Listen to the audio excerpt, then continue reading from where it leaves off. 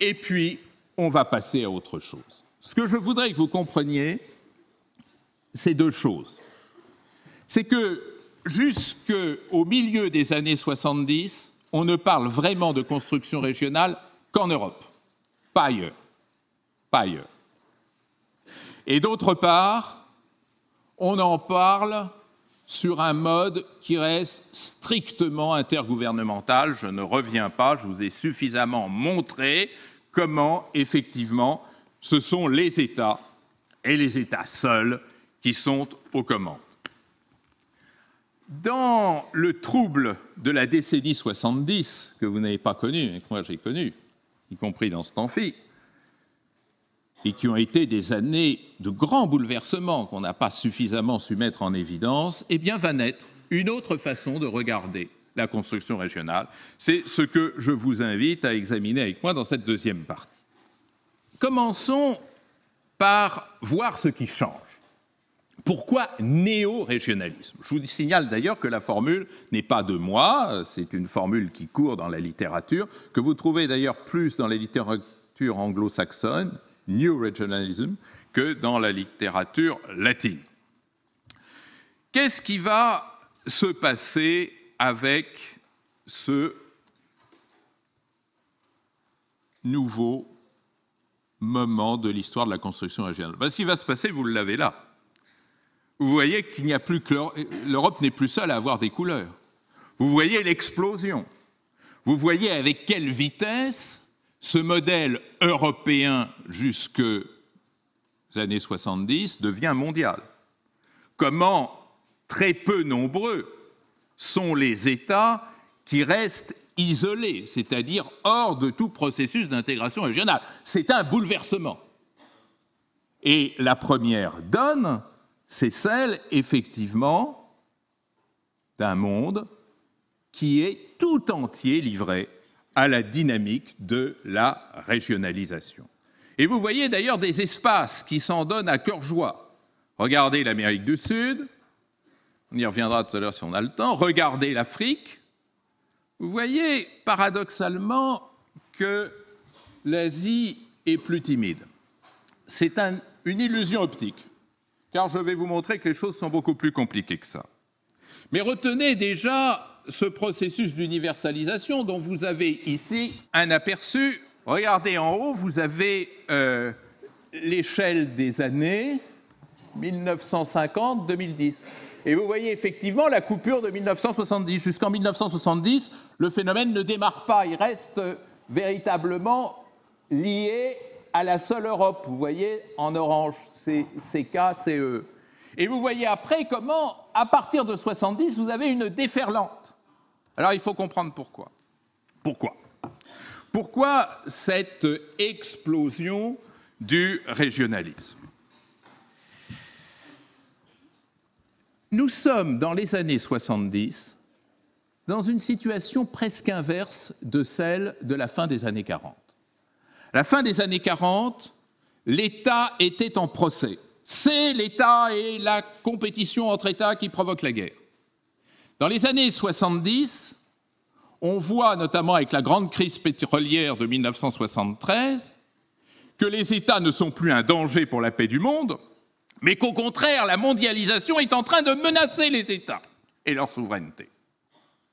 Puis que ça, on prend conscience que ce processus de mondialisation va non seulement heurter les États, les mettre en péril, mais créer une situation de désordre,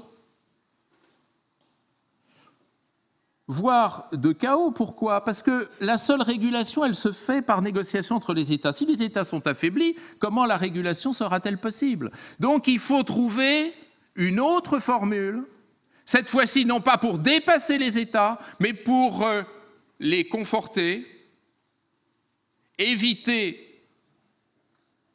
leur implosion et définir avec eux des conditions nouvelles de régulation internationale et donc surtout de régulation régionale. En quelque sorte, le néo-régionalisme, ça va être, faites très attention à ça, la première tentative de gouverner la mondialisation. Les États ne marchent plus, il faut trouver une autre échelle et un modèle d'intégration qui permettra cette régulation que les États, dans leurs négociations entre eux, ne peuvent plus assurer. Et du coup, c'est un autre aspect qui commence à apparaître, qui est très très important et sur lequel on reviendra sinon la semaine prochaine, du moins dans 15 jours. Apparaît l'idée que cette mondialisation à laquelle on va faire face suppose des niveaux locaux de respiration. La mondialisation, ça ne peut pas être la globalité absolue.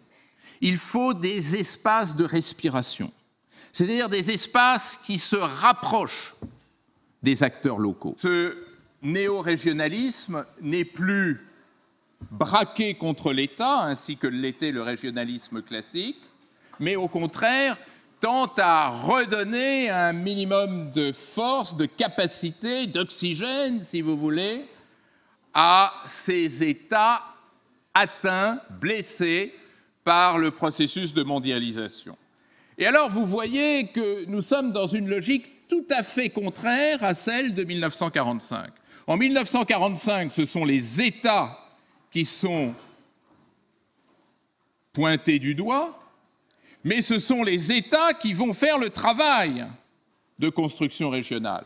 Dans les années 70, ce sont les États qui sont affaiblis, mais ils sont tellement affaiblis qu'ils ne peuvent plus prendre en charge la construction de ce processus nouveau d'intégration régionale. Et d'où cette donnée fondamentale qui est le rôle exceptionnel, exceptionnellement important des acteurs non étatiques, et notamment des acteurs économiques, mais aussi des acteurs sociaux, dans la réalisation de ce nouveau régionalisme. Alors, comment caractériser, deuxième point, ce processus inédit? D'abord, première remarque, vous n'avez pas pour le néo-régionalisme l'équivalent d'un Mitrani. C'est-à-dire, vous ne trouverez pas de traité, d'ouvrage, de théorie du néo-régionalisme. Le néo-régionalisme s'impose comme un phénomène empirique, c'est-à-dire un phénomène inventé au quotidien par la pratique sociale, la pratique économique, mais sans qu'il y ait un schéma théorique, un modèle théorique, un système conceptuel d'ensemble. Et c'est d'ailleurs pour cette raison que ce néo-régionalisme reste mystérieux, divers, hétérogène. Deuxième caractéristique, ce néo-régionalisme va être conduit par les acteurs non étatiques, et singulièrement par des acteurs que vous commencez à connaître et dont on parlera beaucoup la semaine prochaine, que sont les acteurs transnationaux, les entrepreneurs, les investisseurs, les associations, les collectivités locales, qui vont en quelque sorte produire cette dynamique nouvelle d'intégration régionale, va-t-on dire, par le bas. L'intégration régionale en Europe au lendemain de la Seconde Guerre mondiale se fait par le haut, à l'initiative des États. L'intégration régionale que l'on découvre dans les années 70 se fait par le bas, à l'initiative de la société et de ses acteurs. Si bien que, nouvelle caractéristique, on va voir un jeu interactif, c'est-à-dire les acteurs vont coopérer ensemble à l'invention de ces nouveaux modèles d'intégration régionale. États, entrepreneurs, investisseurs, collectivités locales vont interagir selon des modalités concrètes, rassurez-vous, que nous verrons ensemble. Et enfin, contrairement à la première construction régionale, le régionalisme classique, ce néo-régionalisme va être à géométrie variable. C'est-à-dire que ce ne sont pas tant des organisations qui vont ainsi se juxtaposer les unes les autres, mais ce sont des petits ensembles régionaux qui vont se chevaucher, qui quelquefois d'ailleurs vont ignorer les frontières des États, comme je vous le montrerai, et qui vont naître hors de toute logique géographique nationale. C'en est fini de ces choix d'États qui décident de se fédérer. Alors, vous allez me dire, tout ça est bien abstrait. Oui, tout ça est bien abstrait. Alors, prenons un exemple, celui de l'Asie. Alors, nous nous trouvons dans l'Asie des années 70 et 80. Et là apparaît une véritable révolution de la pensée, menée par un certain nombre d'acteurs politiques. Revoilà les acteurs politiques, comme je vous les avais montrés pour l'Europe tout à l'heure. Le Premier ministre malaisien, Mohamed Mahathir, dont vous avez beaucoup entendu parler, je crois, même s'il est maintenant retiré des affaires, ou un autre Premier ministre célèbre du Sud-Est asiatique, Lee Kuan Yew, Premier ministre de Singapour. Et chez Mahathir, comme chez Lee Kuan Yew, apparaît l'idée qu'il est faux de dire que l'Asie va se développer, va se moderniser comme l'Europe. Et ces hommes vont être le pionnier de cet asianisme, Asianism, de cet asianisme qui va être à la recherche d'un modèle original. Si on veut réussir la modernité asiatique, il faut la faire différemment de l'Europe. Il n'est pas question, notamment, de copier la construction européenne en Asie. Et cette réflexion sur l'asianisme va être en même temps fondatrice d'un nouvel espace régional asiatique et reposant sur une culture qui va quelque peu discuter les universaux occidentaux. Attention, le modèle européen occidental de démocratie n'est peut-être pas applicable à l'Asie. Attendez, le modèle capitaliste européen n'est peut-être pas applicable à l'Asie. Peut-être que le modèle d'État et d'État de droit européen n'est pas applicable à l'Asie. Et donc apparaît tout d'un coup, mais de manière solide et qui va rester, l'idée selon laquelle il faut trouver un dénominateur commun à l'Asie et le faire à partir de ses sources historiques et culturelles. Eh bien, comme toujours, c'est exactement comme ce que je vous ai montré pour l'Europe, cette réflexion pionnière des politiques va être ensuite alimentée par la science politique, et notamment par ce grand politiste japonais que je vous demande de retenir parce qu'il a joué un rôle très important en sciences politiques, peut-être pas en politique, mais en sciences politiques, Kenichi Ohmae, auteur d'un ouvrage célèbre qui commence à vous révéler le lien avec mon sujet, The End of the Nation State. The End of the Nation State. Et Kenichi Ohmae nous dit, attention, l'Asie va se développer, mais pas à partir de ses États-nations. L'Asie va se développer à partir de quelque chose de nouveau qui apparaît dans le sous-titre « The Rise of Regional Economies » et que Kenichi Ohmae appelle « The Region State », l'État-région. L'État-région, c'est un État qui va se construire sur des espaces d'intégration régionale. Idée reprise par un autre politiste, cette fois-ci non pas japonais, mais américain, Robert Scalapino, qui va développer un concept alors fondamental, qui est le concept de territoire économiquement naturel. Et là, je pense que se révèle à vous ce qu'est ce néo-régionalisme. Il y a des nets, Natural Economic Territory, c'est-à-dire il y a une dynamique de l'intégration économique qui est plus forte que celle des États et qui va peu à peu construire un nouveau découpage régional, de nouveaux espaces régionaux. La dynamique économique des territoires va recomposer l'espace mondial et en particulier l'espace régional.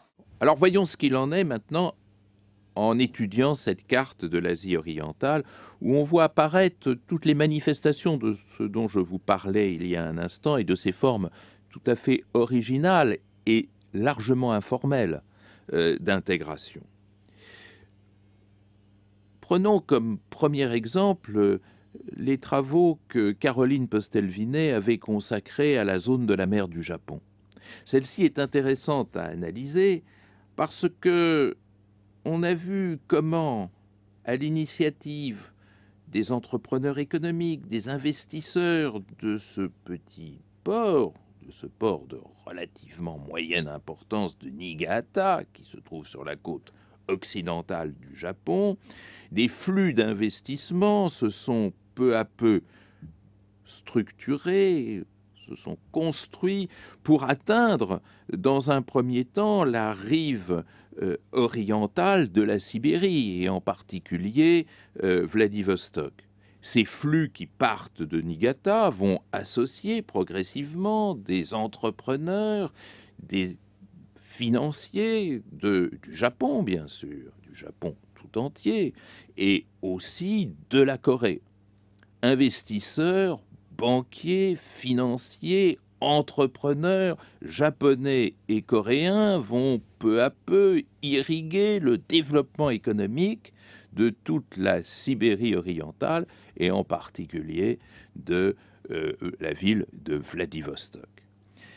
C'est un premier espace d'intégration qui ne laisse apparaître aucune forme institutionnelle et pas même la présence de l'État japonais qui garde ses distances par rapport à un processus qui est en quelque sorte concédé aux acteurs privés, aux acteurs économiques.